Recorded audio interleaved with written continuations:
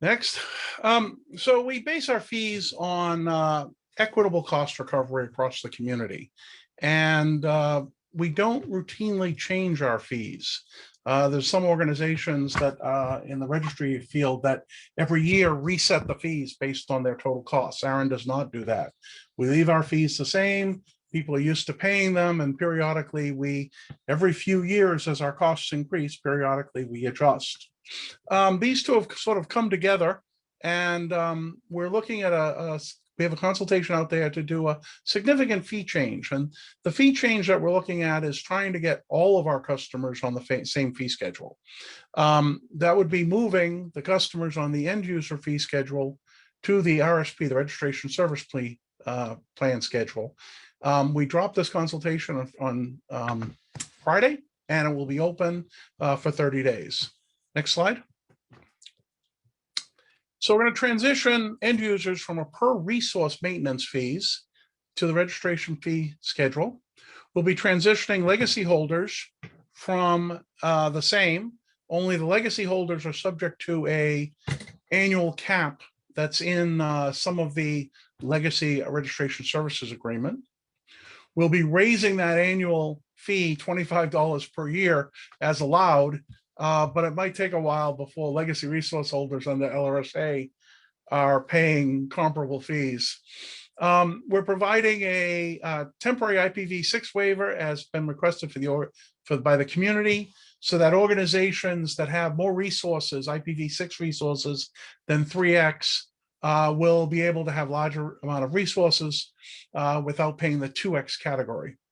We're implementing a $100 fee for org create and org recovery transactions. As noted, these are entailing a bit of cost to make sure the vetting's done properly, and yet the vetting has to be done properly lest we risk hijacking or people doing misrepresentation that leads into the sort of situations that are undesirable on the internet. And increasing the transfer processing fee. All of this is in the fee consultation. Next slide. Why change the fees? So presently we have, we're providing for all practical purposes, the same services to all the customers who are having an agreement with us. Customers who are paying on a per resource block basis, presently paying $150 per record. So that's ASN, IPv4 block, or IPv6 block. Yet someone else in the same industry, in the same market, might be paying, because of the size of the block, they might be paying $4,000 a year rather than $150 a year. We don't think that's desirable long-term. And so we propose to move the end users to the same fee schedule. Everyone will pay the same registration services plan. It does mean organizations that have larger resource holdings will pay more. This will generate more revenue for ARIN. That's very plain. If everyone moves over and nothing consolidates and no one goes elsewhere, it could be about $3.8 million. We expect it'll actually be less. And people have asked, why is that appropriate? Well, as I said, we see our costs go up 2 to 3% every year. That's natural with the cost of staff, inflation, and services. Over the course of 4 or 5 years, that can become up to 10% of our costs that need to be recovered. So this will help us address that. We're also looking at long-term how to lower that ongoing creep, but that's not part of this consultation per se. This is about doing a change to get everyone on the same page. We have not been still, even though our fees have remained unchanged. We've extensively invested in new services. ARIN Online, our new authenticated IRR, our RPKI efforts have all been funded and expanded under the current fees. This will get everyone lined up. So what I mean by that is everyone will be on the same fee schedule, including organizations that were ISPs, end users, legacy holders, and it gives us a sense of fair play. We don't have some customers who are effectively using their resources just as another customer is, but paying 1/10 the cost. And that's very important because as the IP registry market has matured, we don't see the same distinctions. Nowadays, many people are using address space and they're not allocating it to customers because it's in a pool in a data center being used for virtual hosting or cloud. Yet another customer will be doing the same thing as an end user. The address space is all registered to them. They're also not subdelegating it permanently to their customers. They're again hosting virtual computers or cloud. Both of those are perfectly allowed circumstances. Both of them involve serving customers, and yet we've treated them historically differently. So by having our fees uniform, we make sure that it's fair to everyone. And it provides predictability. People want to know what our long-term fee strategy is. This answers that question. That's actually all I have. I wanted to point out, next slide, that the consultation is taking place online. So if you go to ARIN Consult, you can see the discussion there. We welcome comments. ARIN Consult's open to anyone. Feel free, if you know someone who might be interested, to have them participate. I'll do a summary and provide it to the Board of Trustees. This is proposed for 2022. You can see the proposed fee schedule. It is actually the same fee schedule. It's the Registration Services Plan fee schedule. The only difference, of course, being that it would apply to a larger community. But the fee schedule and the descriptions of the waivers and similar, it's all available online at that URL. That's all I have. I guess I'll take brief questions. We're not doing an online consultation here, but if people have something for clarity, I'm happy to pick it up at this time.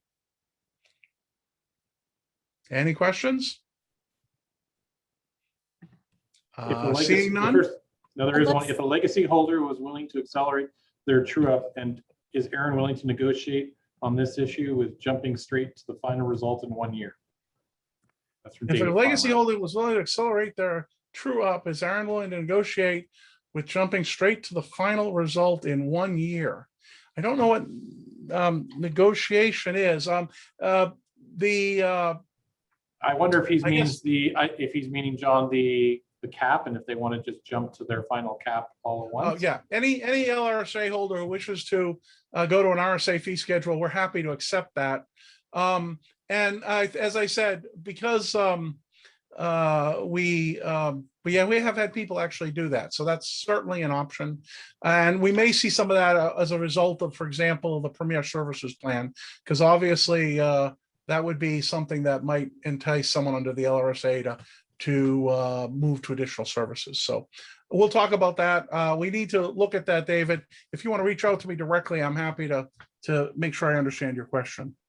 And impact on legacy holders.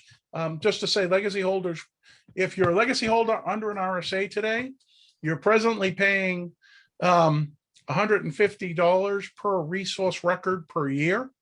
And then that's capped to an LRSA cap of $150. So you're not paying more. You'll now be paying on a much larger fee schedule, but because of the cap, the vast majority of LRSA holders will see no change in their fees. That cap will go up $25 per year. This consultation includes a statement that we will be raising the LRSA cap $25 per year, every year. Okay, so eventually, someone pointed out, in some number of centuries, LRSA holders might be paying the same fees as everyone else. Okay. Thank you for that. John, I was just going to, I popped up actually not to be the Q&A moderator, but just to say I realized that the consultation dropped on Friday, but we're obviously here Monday, Tuesday, and Wednesday, and there's an open mic each day. The feedback from the community is important. We understand that some people's fees are going up, others are going down, and we don't do that lightly, but we do want to hear your feedback as we try and plot the course. So I just wanted to add that, John, that there is the open microphone at the end of the day. So people have some thoughts that they want to add. As John said, it's not an online consultation, so it's important that your feedback eventually go there. But if you had some comments, we could certainly take it. Kevin Bloomberg's raised the question while I was going, John, if you want to hit it. Certainly. Let me run over and get the open questions. In previous consultations, you had an overview of percentage impact. Actually, we didn't put it in the consultation announcement, but on the ARIN Consult mailing list, if you look at the archive, we have a breakdown by category of how much people will be in each category, how the fees will change in that category. So you can see all the percentages right there. We actually outline more than 40% of the organizations actually see a decrease in fees because they are in the smallest category. If you're a small organization, this is actually a pretty wonderful change. So I'd recommend go to the ARIN Consult list. We actually posted that, Kevin. Okay, with that, I'd like to give it back to Lisa because she has another presentation to give, the Policy Implementation and Experience Report.